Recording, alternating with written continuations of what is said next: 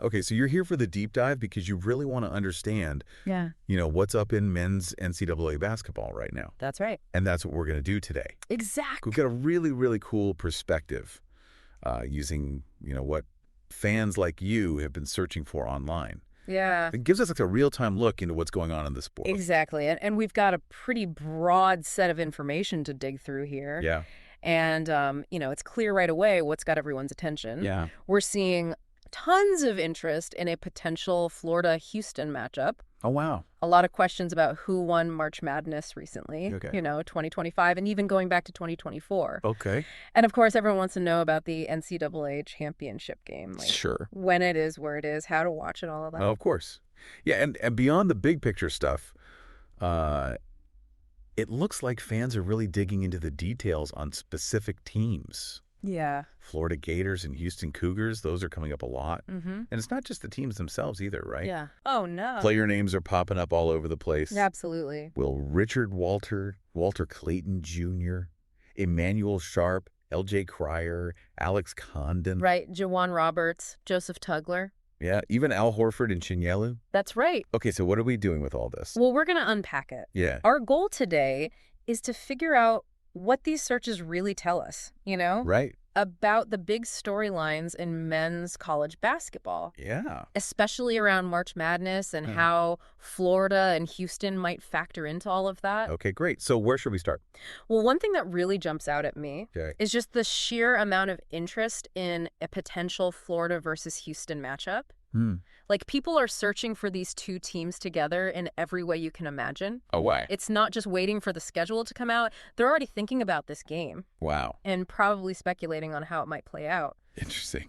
I think when you see this kind of focused interest this early, it usually means there's something really compelling about the teams involved. Oh, okay.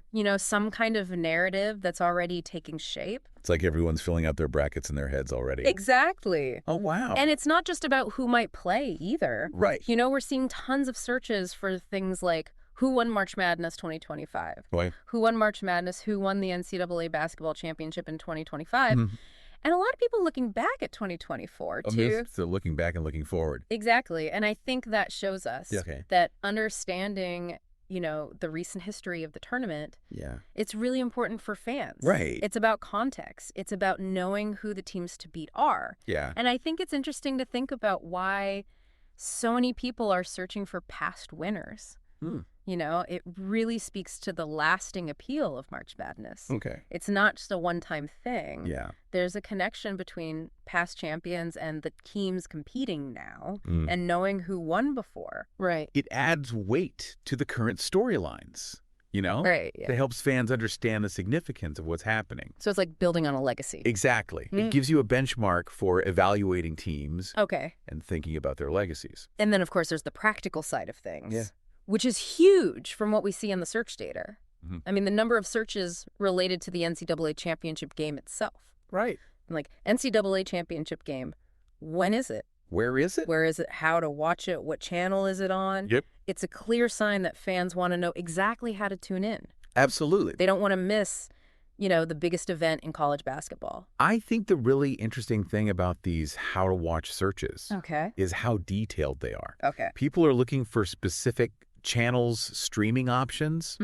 It really shows how important it is for fans to have all the information right away. Right. It reflects how we watch things now. Yeah. There are so many different ways to access content, and people want to find the most convenient one for them. Yeah, for sure. Now, shifting gears a bit. Okay. When we look at the searches for specific teams, Yeah. like Florida basketball, Houston basketball, Right. or even just their nicknames, it tells us there's a really dedicated fan base out there. Okay. These aren't just casual mentions. Right. People are actively trying to find information about these programs. They want to stay updated. Exactly. They want to know how they're doing, what their potential is, I see.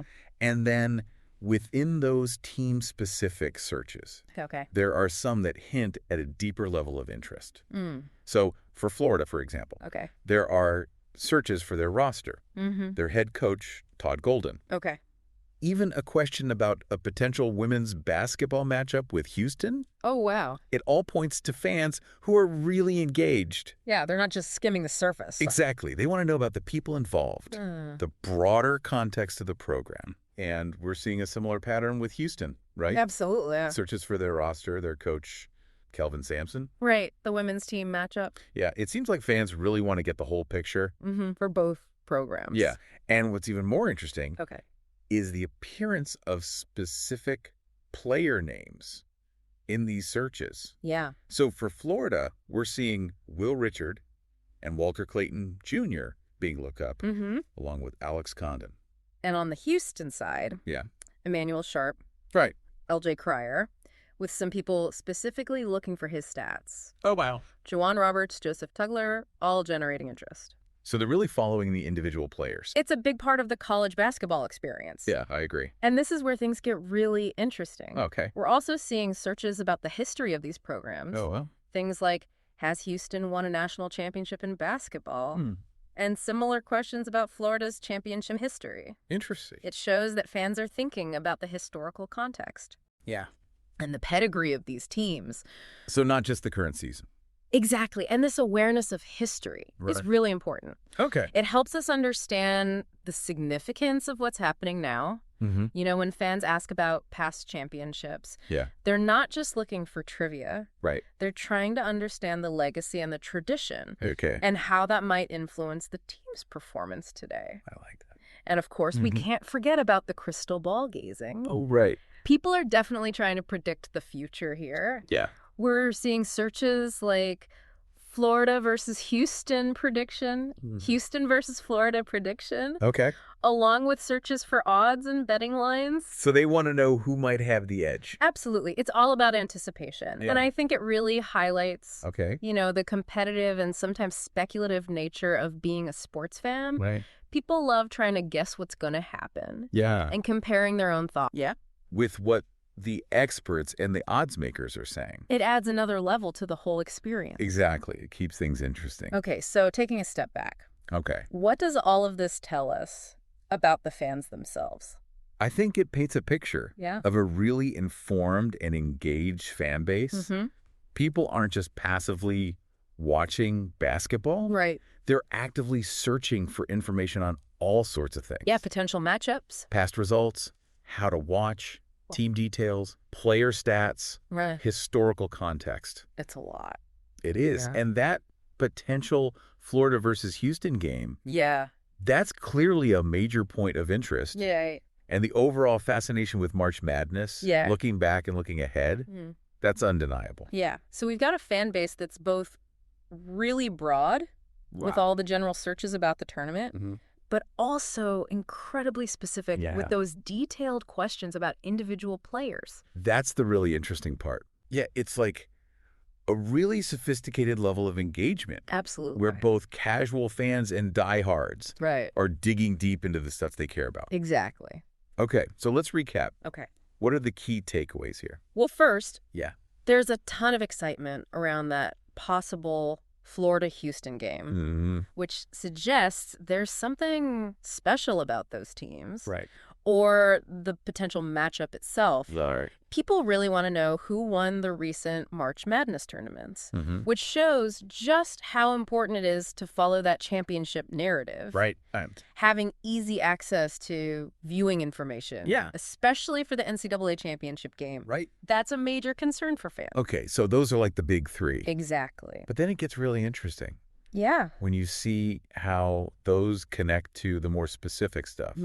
Like the general interest in March Madness goes hand in hand with those searches about Florida and Houston and even individual players. Like Will Richard, Walter Clayton Jr., Emmanuel Sharp, LJ Cryer, Alex Condon, all of them. It's a really multifaceted way of engaging with the sport. Right. And when you consider just how many searches there are and how much variety we're seeing, it makes you wonder. It does. Like, what does this tell us about how fans today are experiencing college basketball and interacting with big events like March Madness? You know, is it all about that instant need for information? Yeah. And the desire to not just follow, but to actually predict the stories of these teams and players. Yeah, like we're not just watching anymore. Exactly. We're trying to figure out what's going to happen next. It's a whole new level of engagement. It definitely gives you something to think about. That's for sure. Thanks for joining us for the deep dive. Thanks for having me.